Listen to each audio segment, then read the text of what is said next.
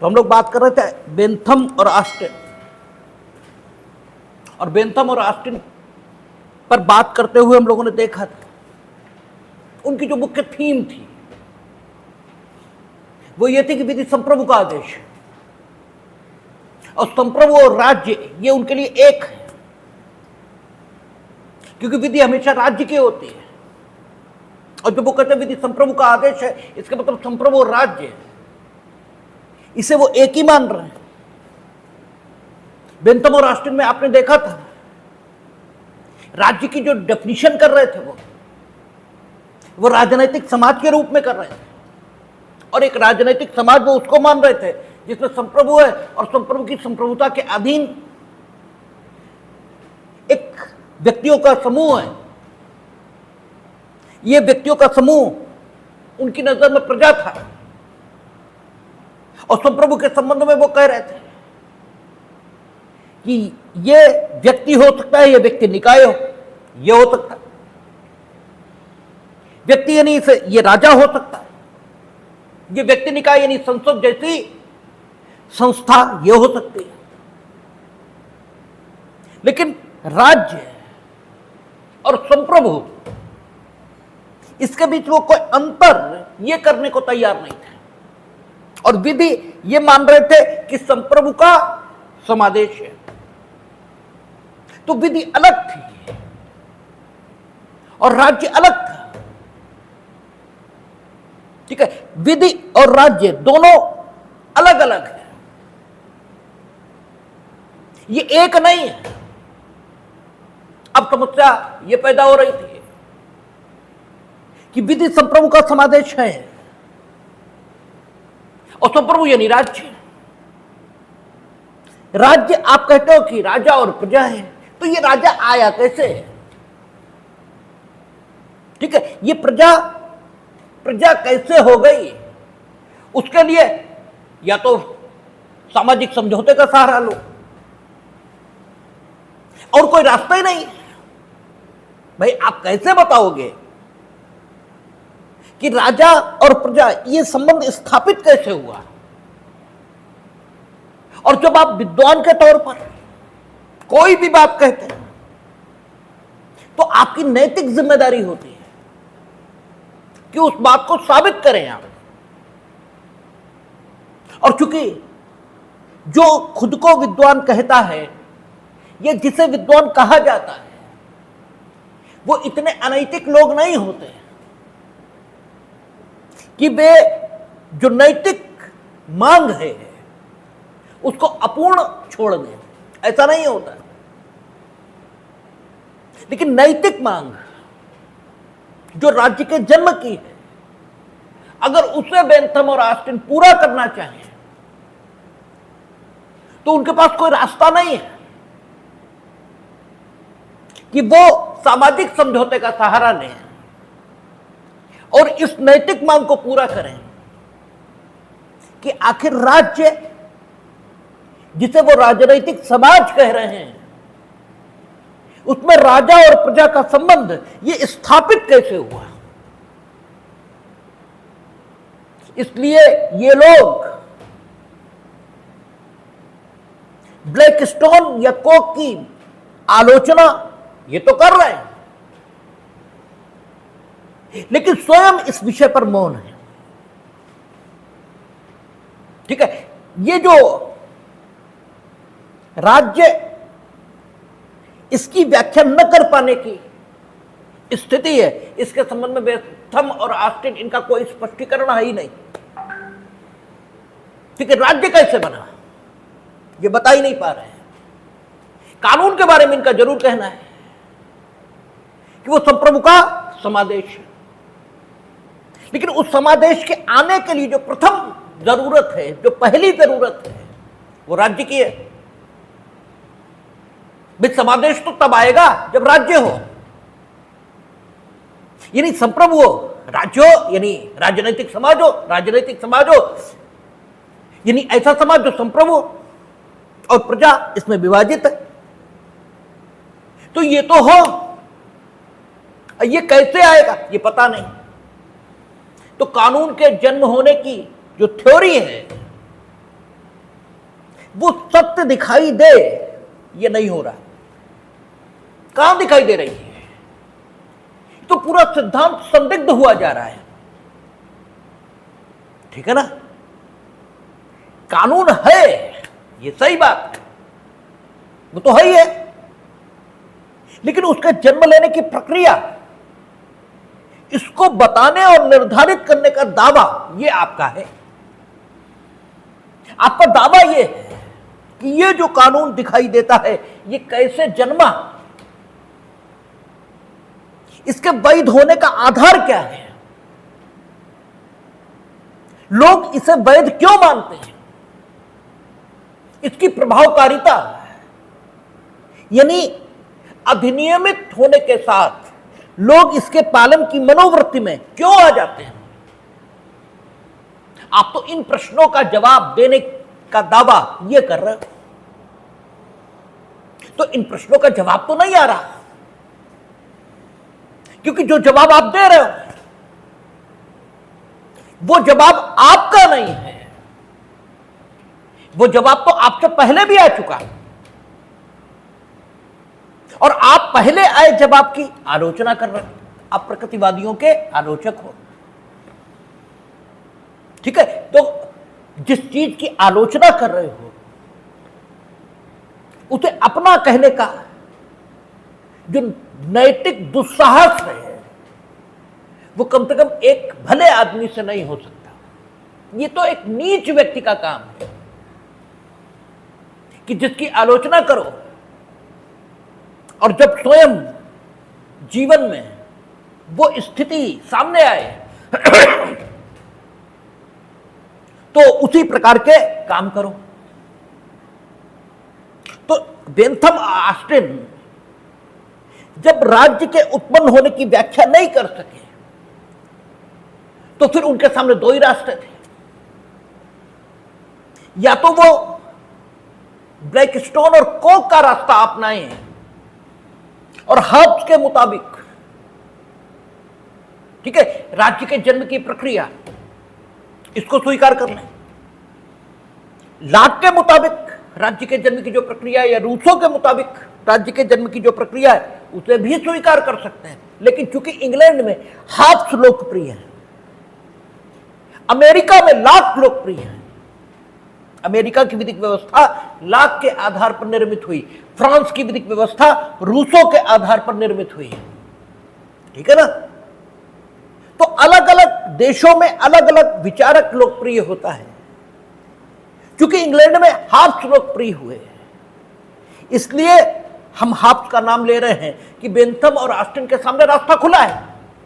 या तो राज्य के निर्माण की व्याख्या वो उस रूप में करें जिस रूप में हब्स ने राज्य की व्याख्या दी है, और जैसे ब्लैकस्टोन और कोक ने उस व्याख्या को स्वीकार किया संसदीय सर्वोच्चता की व्याख्या करने के लिए। क्योंकि संसदीय सर्वोच्चता जो ब्लैकस्टोन और कोक के मुताबिक विधिमान्य है, वो तो इसलिए विधिमान्य है क्योंकि संसद राज्य के या उस लेवियाथन के, हब्स के शब्दों में, उस लेवियाथन के प्राधिकार और शक्ति का उपयोग कर रही है जो लेवियाथन स्वयं प्राकृतिक अवस्था में जी रहे मनुष्य के द्वारा बनाया गया था। ठीक है ना?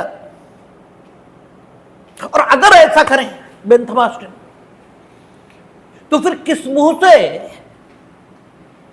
ब्लैकस्टोन और कोक की आलोचना करेंगे? कौन सा मुंह लाएंगे?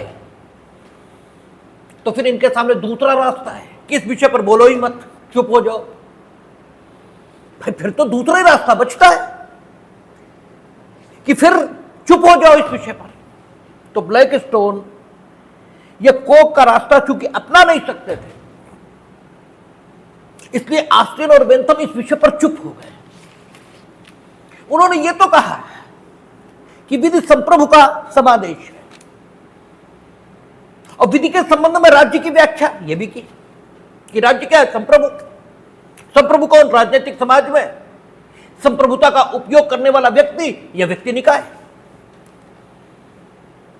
ठीक है, विधि के संबंध में संप्रभु की व्याख्या और संप्रभु की व्याख्या विधि के संबंध में।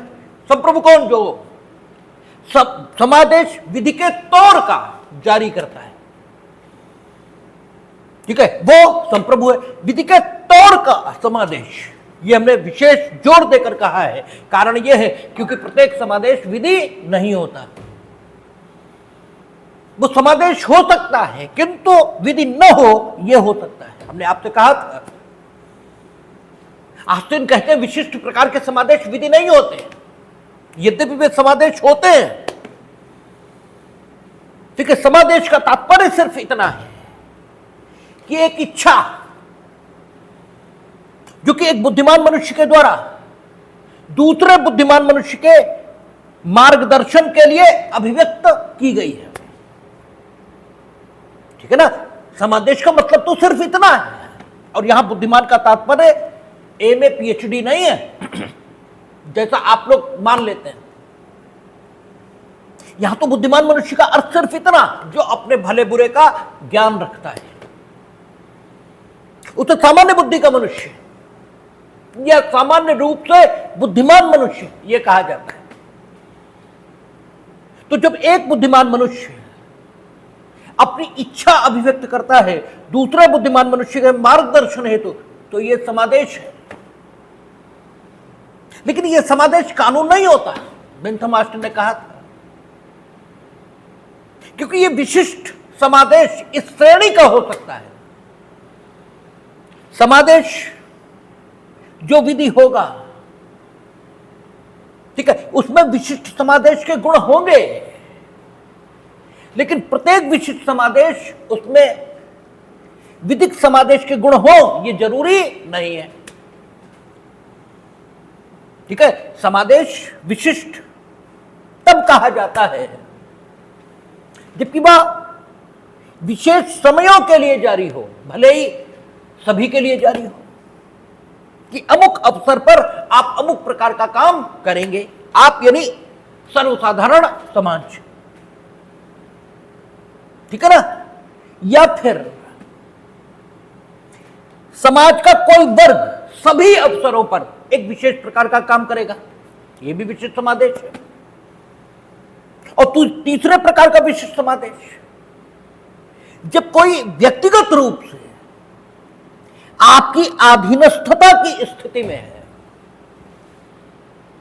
व्यक्तिगत रूप से, यानी आपका उससे संबंध इस प्रकार का है कि वो आपकी अधीनस्थता की दशा में है, तब व्यक्तिगत रूप से वो आपकी अधीनस्थता की दशा में है। जिसे कहते हैं पदीय रूप से अधीनस्थता की दशा में, यानी आपकी सामाजिक हैसियत, आपका जो पद है उसके कारण वो आपकी अधीनस्थता की स्थिति में है। जब आपका उससे कोई पदीय संबंध नहीं होगा तब वो आपका अधीनस्थ नहीं होगा। जैसे ऑफिस में डीएम साहब हैं तो नमस्ते वहां हम उन्हें करेंगे, सड़क पे मिल जाएंगे तो मेरा मन होगा तो करेंगे, नहीं होगा तो नहीं करेंगे। भाई नहीं होगा तो नहीं करेंगे, वो कोई रपट थोड़े लिखा देंगे। इसके लिए वो स्वतंत्र नागरिक हैं भारत के, तो हम भी स्वतंत्र नागरिक हैं। पदीय तौर पर हम उनके अधीनस्थ हैं, हम व्यक्तिगत तौर पर उनके अधीनस्थ थोड़े हैं। पुत्र व्यक्तिगत तौर पर पिता के अधीनस्थ है, जब वो व्यक्तिगत रिश्ते बिगड़ जाते हैं तो वो एक दूसरे को मारते हैं। ठीक है ना, नौकर व्यक्तिगत तौर पर अपने मालिक के अधीनस्थ है, जब नौकर मालिक का संबंध खत्म तो भाड़ में जाओ तुम। ठीक है, तो व्यक्तिगत तौर पर जो लोग जिसके अधीनस्थ होते हैं, ये व्यक्ति जिसकी अधीनस्थता में ये व्यक्ति है, वो व्यक्ति इस अधीनस्थ के दिशा निर्देशन के लिए अपनी इच्छाओं को अभिव्यक्त कर सकता है। लेकिन ये इच्छाएं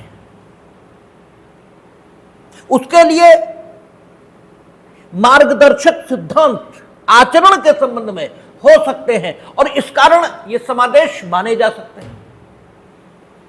लेकिन ये समादेशों की विशिष्ट किस्म है। ठीक है, ये समादेश विधिक समादेश नहीं है। ठीक है, विधि अलग प्रकार का समादेश। जो संप्रभु से भी जारी हो जाए तो भी तब तक कानून नहीं बनेगा जब तक ये उत्पीड़न इसके माध्यम से, ठीक है, एक कर्तव्य उस समादेश के संबंध में आपके लिए उत्पन्न न कर दे, अर्थात आप पर अनुपालन का बंधन ये जब तक स्थापित न हो जाए तब तक बेंथम ऑस्टिन के मुताबिक समादेश विधि का स्वरूप ग्रहण नहीं कर सकता। समादेश तो कोई भी जारी कर सकता है,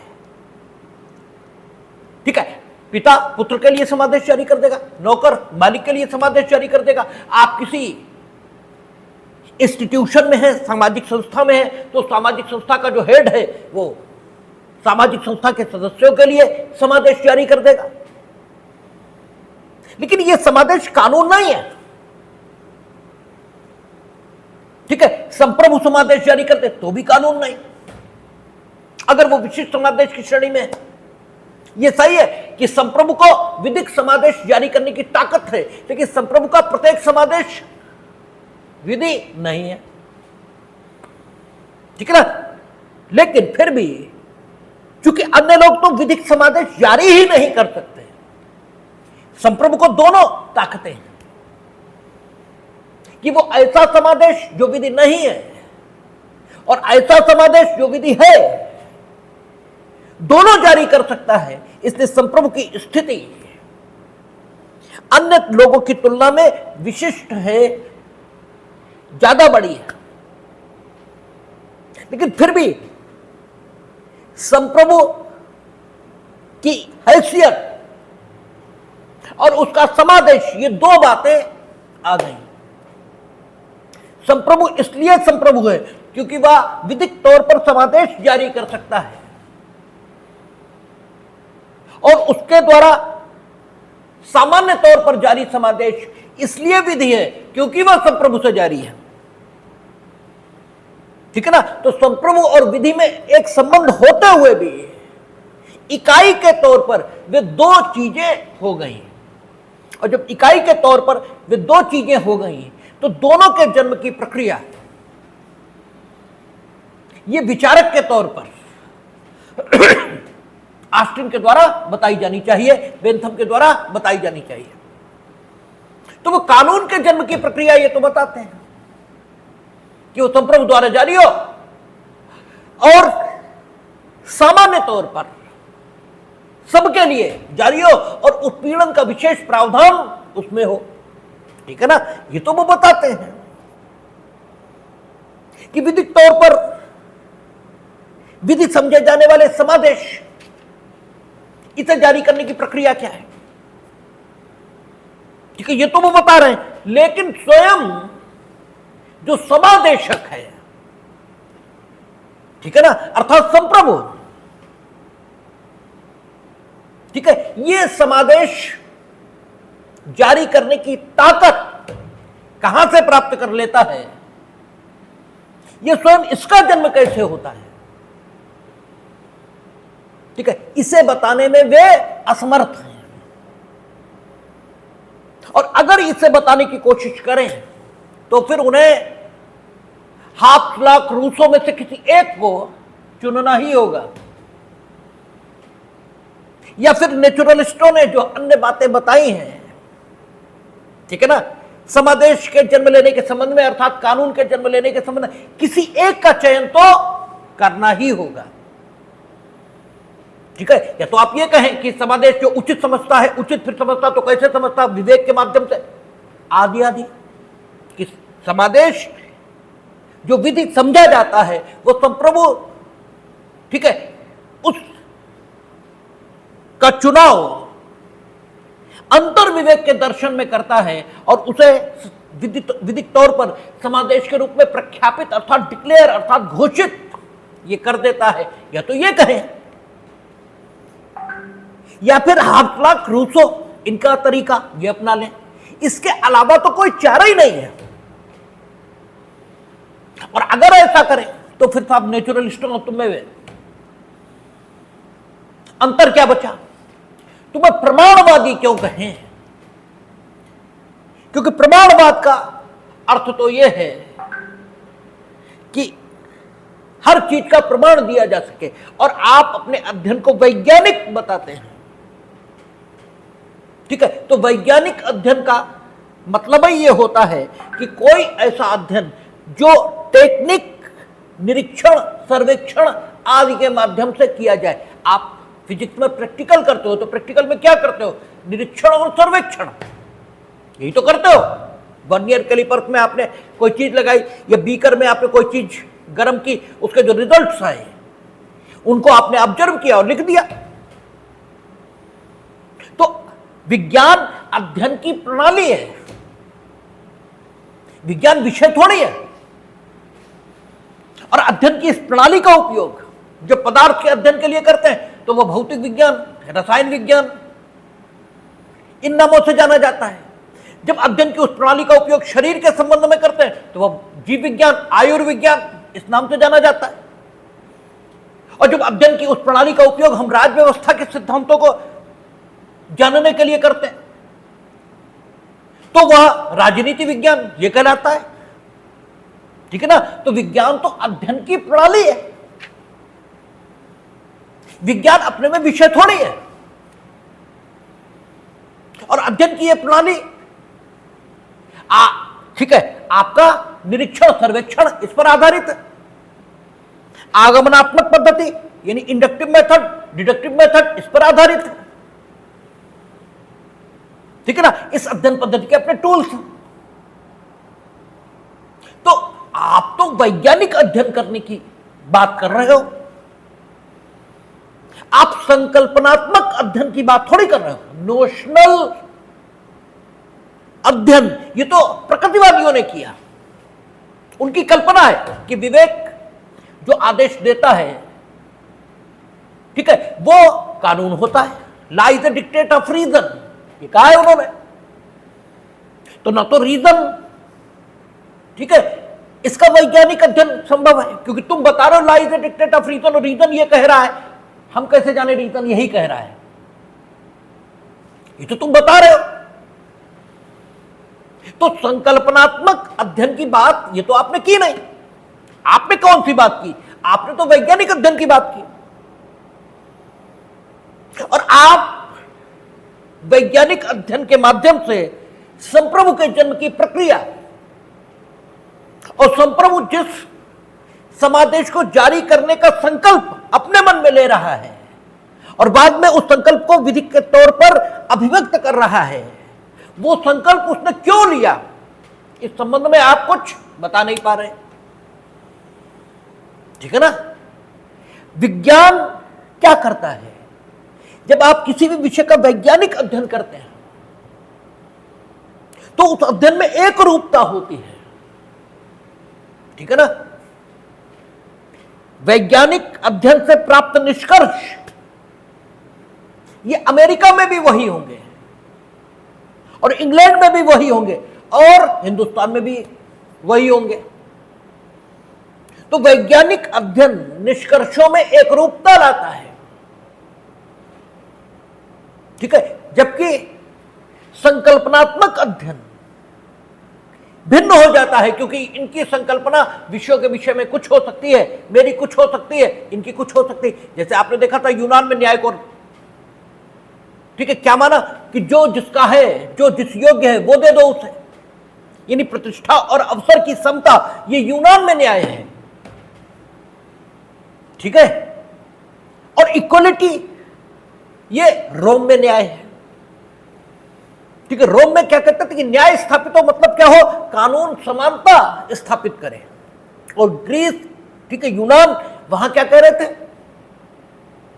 कि कानून न्याय स्थापित करे। इसका मतलब क्या है कि कानून सबको वो दे दे जिसके वे हकदार हैं। ठीक है ना? तो संकल्पनात्मक अध्ययन अलग अलग होता है, और आप तो वैज्ञानिक अध्ययन की बात कर रहे हो। ठीक है? तो आपको यह बताना पड़ेगा कि संप्रभु जिस समादेश को विधि के तौर पर जारी करने की इच्छा रखता है और बाद में जारी करता है, उस समादेश को ठीक है, विधि के रूप में जारी करने की इच्छा का चुनाव आखिर वो क्यों करता है? ठीक है, ये तो आपको बताना पड़ेगा, और ऐसे बताना पड़ेगा कि इच्छा के चुनाव का वह कारक इंग्लैंड में भी ठीक हो, अमेरिका में भी ठीक हो और हिंदुस्तान में भी ठीक हो, क्योंकि वैज्ञानिक अध्ययन चीजों में एक रूपता लाता है। ठीक है, तो बेंथम ऑस्टिन इसमें असफल है। इसके अलावा केल्सन क्यों आ रहे हैं? ठीक है, सवाल यह है, सबसे पहले किसी भी चीज को समझने के लिए यह जानना जरूरी होता है कि वो क्यों आई। जब तक यह नहीं पता लगता कि चीजें क्यों आई, ठीक है, तब तक चीजें ठीक से समझ में नहीं आती। देखिए, कोई कुछ कहे, लेकिन सत्य यही है कि काम करना मूर्खों का स्वभाव हो सकता है, गधा मूर्खता का प्रतीक है। ठीक है ना? इसलिए गधा काम करता दिखाई देता है। बुद्धिमान का काम या बुद्धिमान की इच्छा या बुद्धिमान का लक्षण आराम करना है। इसलिए आराम हराम है, इस प्रकार का कोई सिद्धांत मेरे जीवन का तो कम से कम सिद्धांत नहीं है, क्योंकि हम खुद को मूर्ख नहीं मानते। हमारे जीवन का लक्ष्य तो यह है कि आराम ही प्रधान है। जब आराम करने की इच्छा होगी तभी तो हम पैसे पैदा करेंगे, नहीं तो हम क्यों करें?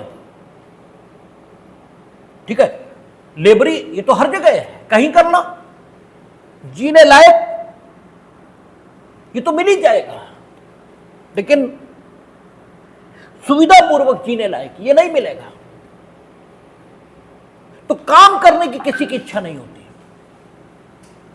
सब आराम करना चाहते हैं और दूसरों को बेवकूफ बनाते, क्योंकि दूसरे जब काम करेंगे तभी तो हमें आराम का अवसर उपलब्ध होगा। अगर दूसरे काम नहीं करेंगे तो हमें तो करना ही पड़ेगा। इसलिए दूसरों को समझाते हैं कि आराम हराम है, और खुद के लिए अगर आराम हराम है तो तुम भी जुटो, तुम भी करो, लेकिन खुद तो लेटे हैं, दूसरे को समझा रहे हैं।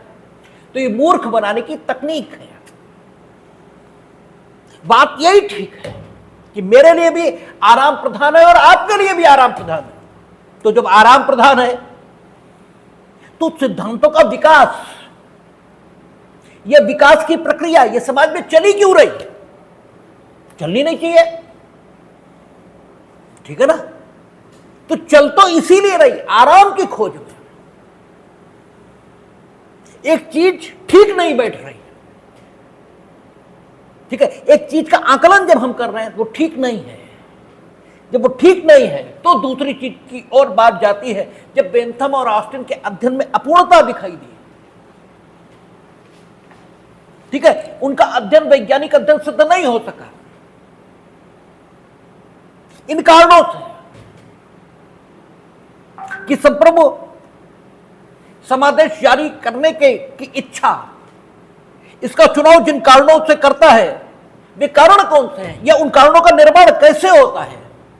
जब इस विषय पर ऑस्टिन और बेंथम कोई प्रकाश नहीं डाल सके मीनिंग देयर बाय, या तो उनके माध्यम से डालते हैं, और जो नेचुरलिस्ट कहलाते हैं और उनके माध्यम से डालने की अपेक्षा उन्होंने चुप रहना ज्यादा बुद्धिमत्तापूर्ण काम ये समझा, तो तुम डाल ही नहीं सके। तब केल्सन के आने का रास्ता ये खुल गया।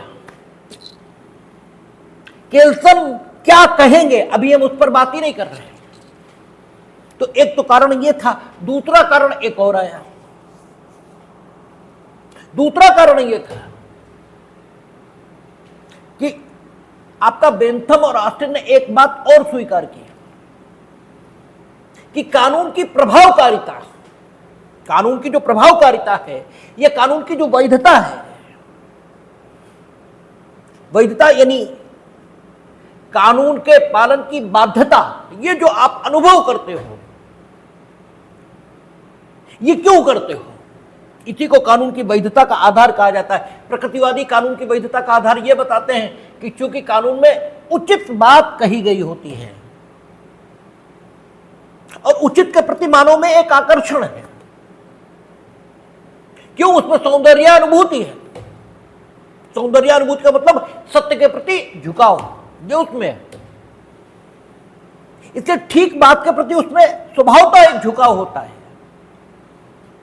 इसलिए वो कानून के पालन की मनोवृत्ति रखता है। ठीक है, और इसीलिए वो कहते हैं कि अगर विधि उस तत्व से हीन होगी तो मनुष्य में उसके पालन का स्वाभाविक झुकाव होगा ही नहीं। और जब स्वाभाविक झुकाव नहीं होगा तो विधि हो जाने के लिए जो आवश्यक गुण है उससे हीन हो जाएगी और फिर उसका पालन कोई नहीं करेगा। ठीक है ना? इसलिए विधि की वैधता का आधार वो जो बता रहे हैं, ठीक है, वो अलग ढंग की चीज है। और ये जो विधि की वैधता का आधार बता रहे हैं, क्योंकि ये स्वयं को प्रमाणवादी कहते हैं, तो ये कहते हैं विधि की वैधता का आधार है जनता द्वारा अनुशासन के भय से उसके आदतन पालन की मनोवृत्ति, ये बता रहे। तो इनकी व्याख्या के मुताबिक दो बातें प्रमुख हो जाती हैं, अनुशासन का भय और आदतन अनुपालन। इन्होंने कानून की प्रभावकारिता, इसका जो आधार बताया है, किसने? बेंथम और ऑस्टिन ने। वो कानून की प्रभावकारिता का आधार यह बताया कि अनुशासन के भय से, अनुशासन यानी पेनाल्टी यानी दंड, जिसे आप सामान्य भाषा में कहते हो, तो इन्होंने कहा कि कानून की प्रभावकारिता, इसका आधार ये पेनाल्टी का भय है। ये भय जितना ज्यादा होगा कानून का पालन उतना ही अधिक होगा। और इस भय से कि हमें पेनाल्टी, हमें अनुशासन का विषय बनना होगा, लोग कानून के पालन की या कानून के आदतन पालन की मनोवृत्ति में रहते हैं। अब आदतन अनुपालन यह भी मन का विषय है और भय यह भी मन का विषय है। तो इस विषय पर लेटर बात करेंगे। सबसे पहली बात तो यह है, ये बोले कि अनुशासन, इसके भय से लोग उस समादेश की, जिसे कानून कहा गया है, उसके पालन की मनोवृत्ति में होते हैं और पालन के, वो भी आदतन अनुपालन के, इसकी मनोवृत्ति में होते हैं। इसलिए वो समादेश कानून एक प्रभावकारी कानून या एक वैध कानून ये बन जाता है। तो अगर आप प्रमाणवादी हैं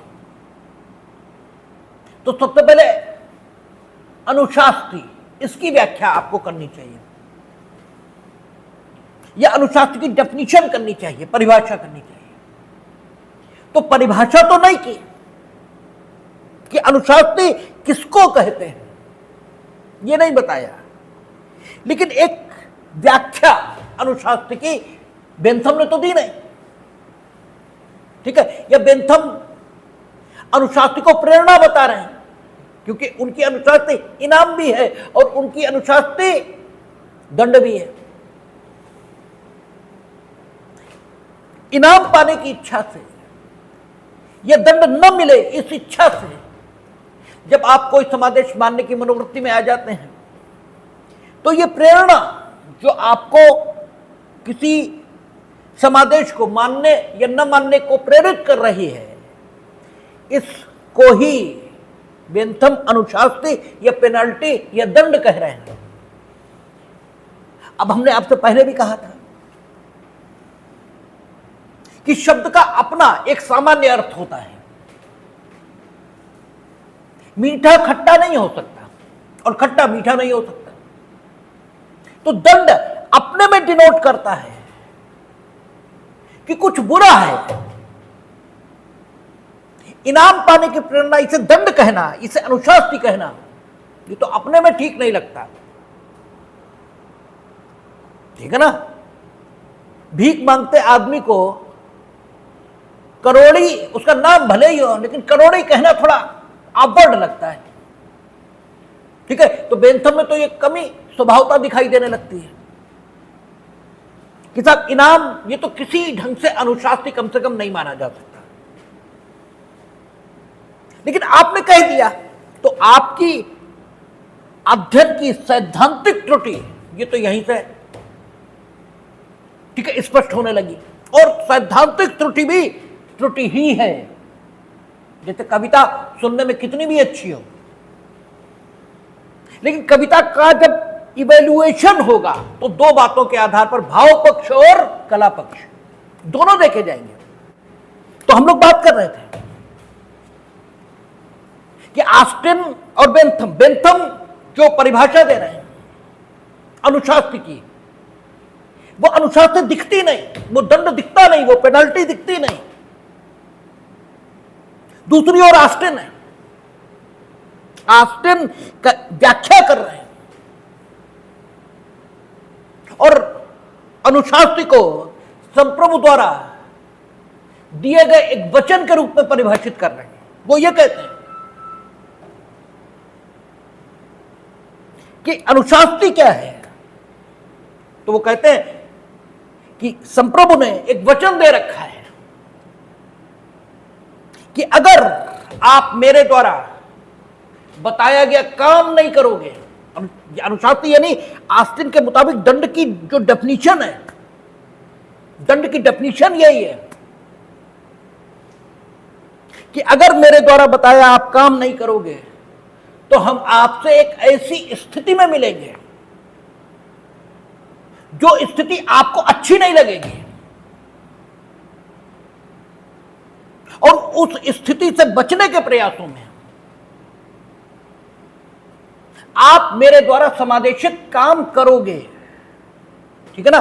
वो स्थिति दंड है क्योंकि वो आपको खराब लगती है। यानी अब देखें कि कानून की प्रभावकारिता, यह कानून की वैधता काहे पर निर्भर हो गई? दंड की प्रभावकारिता पर, दंड की प्रभावकारिता पर। यानी दंड ये अगर व्यक्ति को प्रेरित कर पा रहा है, ठीक है, कानून के पालन के लिए, तो कानून वैध है। अगर प्रेरित नहीं कर पा रहा तो क्या कानून अवैध है? इस प्रश्न पर फिर बेंथम ऑस्टिन चुप है। हेलमेट लगाने पर 50 रुपया 100 रुपया आपको देना पड़ेगा, ये कानून बहुत दिनों से था और कोई पालन नहीं कर रहा था, क्योंकि 50-100 रुपए देने का जो, ठीक है, 50 और 100 रुपए देने के कारण जो पीड़ा थी, वो 50-100 रुपए के कारण जो जुर्माना देने की पीड़ा थी, वो इतनी बड़ी थी ही नहीं कि कोई हेलमेट लगाने के संबंध में सोचता। लेकिन फिर भी वो कानून था, ऐसा नहीं था कि वो कानून अवैध हो गया। लेकिन अगर बेंथम ऑस्टिन की व्याख्या के मुताबिक देखें तो बेंथम ऑस्टिन तो ये कहते हैं कि कानून की वैधता का जो आधार है, वो वैधता का आधार अनुशास्त्री का भय है। कानून इसलिए वैध है, कानून इसलिए वैध है, यानी कानून इसलिए कानून है। और कानून को वो कहते क्या? समादेश। कानून इसलिए कानून है, अर्थात वह समादेश जिसे कानून समझा गया, इसलिए विधिक समादेश है, क्योंकि वह दंड का प्रावधान करता है, और दंड का ऐसा प्रावधान करता है जो लोगों को आदतन अनुपालन के लिए विवश कर देता है। ठीक है, तो कानून की वैधता का स्रोत लोगों में पहुंच गया। लोग अगर कानून के द्वारा जिस दंड को दंड के रूप में निर्धारित किया गया है उससे भयभीत होना छोड़ दें, और उस भयभीत न होने के कारण उसका आदतन अनुपालन छोड़ दें, तो फिर तो कानून कानून रहेगा ही नहीं इनकी डेफिनेशन के मुताबिक। जबकि ऐसा दिख नहीं रहा, क्योंकि सिद्धांत दिखाई भी तो देना चाहिए। सिद्धांत सत्य क्यों है? वैज्ञानिक अध्ययन से सिद्धांत की सत्यता ये प्रमाणित होती है ना। दवाई दवाई क्यों है? क्योंकि वो मरीज को जब दी जाती है तो आयुर्विज्ञान के सिद्धांत, मेडिकल साइंस के सिद्धांत सत्य प्रमाणित हो जाते हैं। इसलिए मेडिकल साइंस है और दवाई दवाई है। अगर मेडिकल साइंस कहती कि ये कंपाउंड व्यक्ति को दो तो व्यक्ति की ये बीमारी ठीक होगी, तो मेडिकल साइंस के इस प्रिंसिपल को अगर सत्य साबित होना है तो वो कंपाउंड व्यक्ति को दिए जाने पर व्यक्ति को ठीक होना चाहिए, तभी तो मेडिकल साइंस है। ठीक है, यानी वैज्ञानिक तौर पर निरीक्षण सर्वेक्षण के माध्यम से दिखाई देगा ये वो कंपाउंड प्रशासित किया गया, एडमिनिस्टर किया गया और व्यक्ति ठीक हो गया, इसका मतलब मेडिकल साइंस का प्रिंसिपल ठीक है। और ये दवाई, ये कंपाउंड दवाई है इस बीमारी की दशा में। दोनों ही बातें ना हो और तुम बताओ मेडिकल साइंस है और दवाई है, तो भाई क्यों है? ठीक है, तुम कह दोगे हम मान लेंगे। तो बेंथम ऑस्टिन कह रहे हैं कि कानून की प्रभावकारिता का आधार तो अनुशासन द्वारा दी गई वो प्रेरणा है, दंड द्वारा दी गई वो प्रेरणा है, जिसके कारण से लोग उसके आदतन अनुपालन के लिए बाध्य हो जाते हैं। इसके मतलब अगर कोई स्थिति ऐसी आ जाए जिसमें जिसे तुम कानून बता रहे हो उसके द्वारा जो दंड निर्धारित किया गया उससे लोग न तो डरे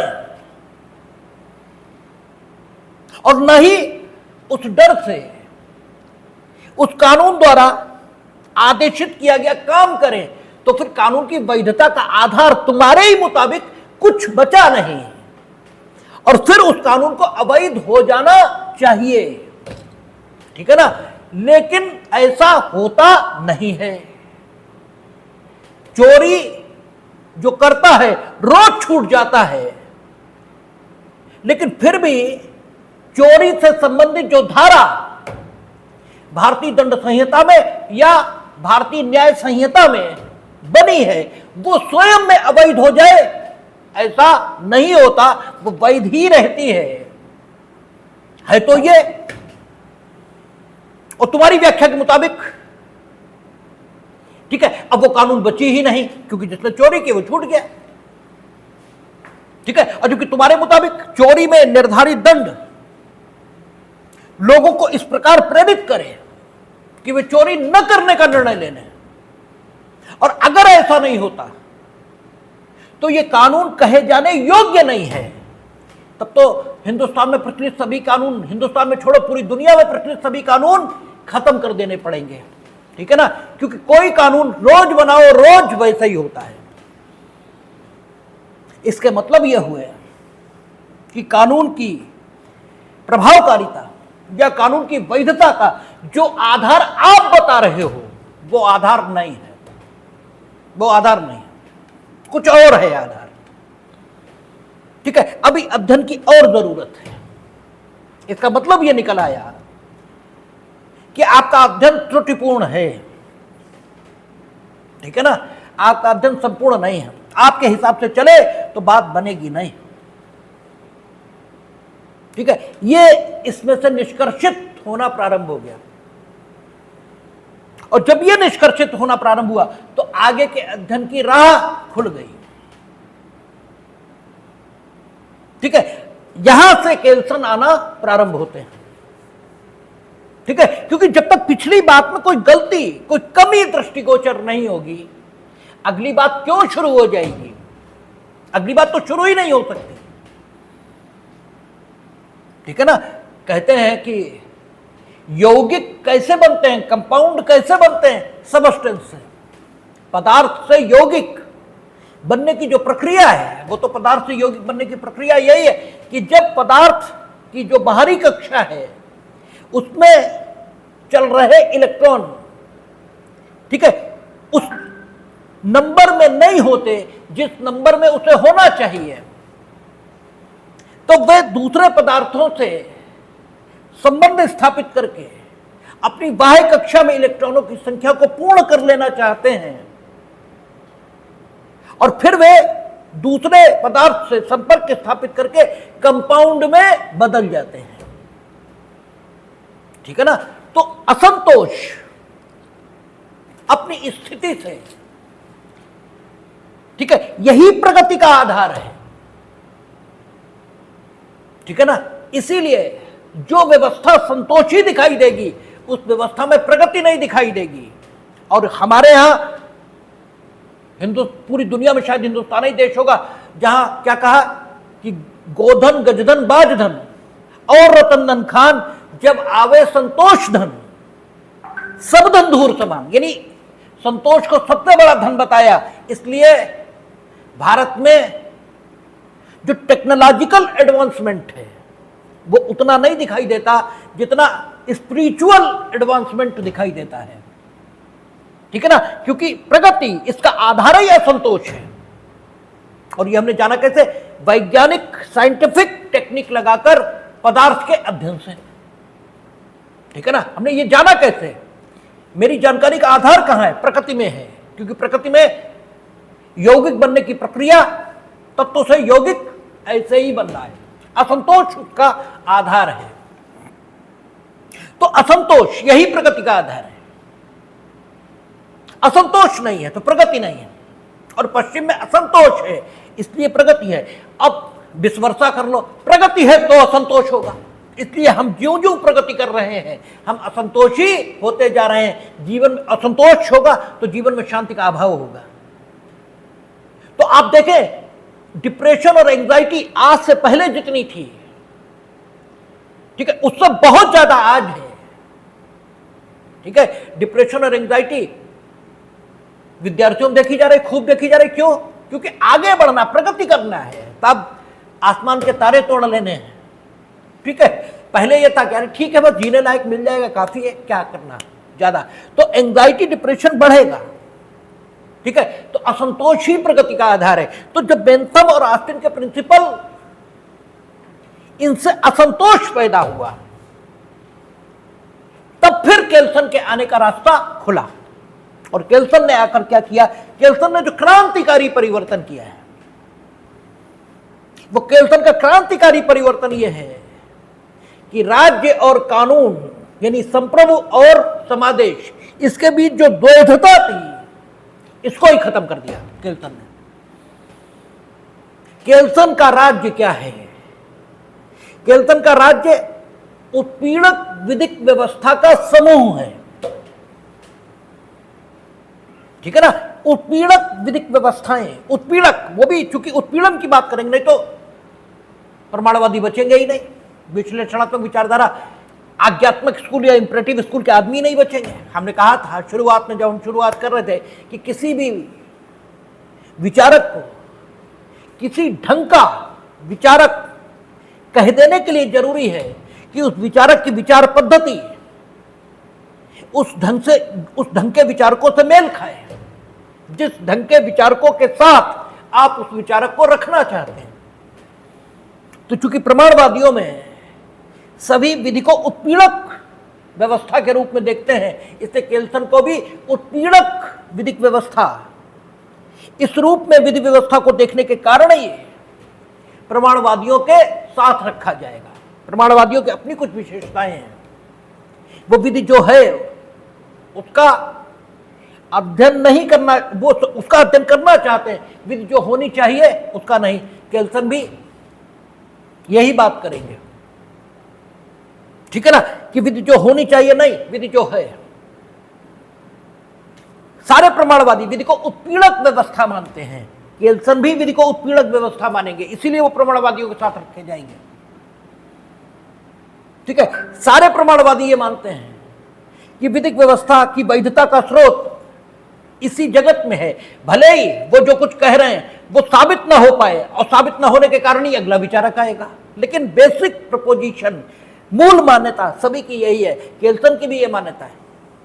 लेकिन बेंथम ऑस्टिन ने ये जो गड़बड़ी कर दी, ये जो गलती की है, इसके कारण केल्सन के आने का रास्ता खुला और केल्सन ने सामने आकर, ठीक है, कांट की विचार पद्धति का सहारा लेकर,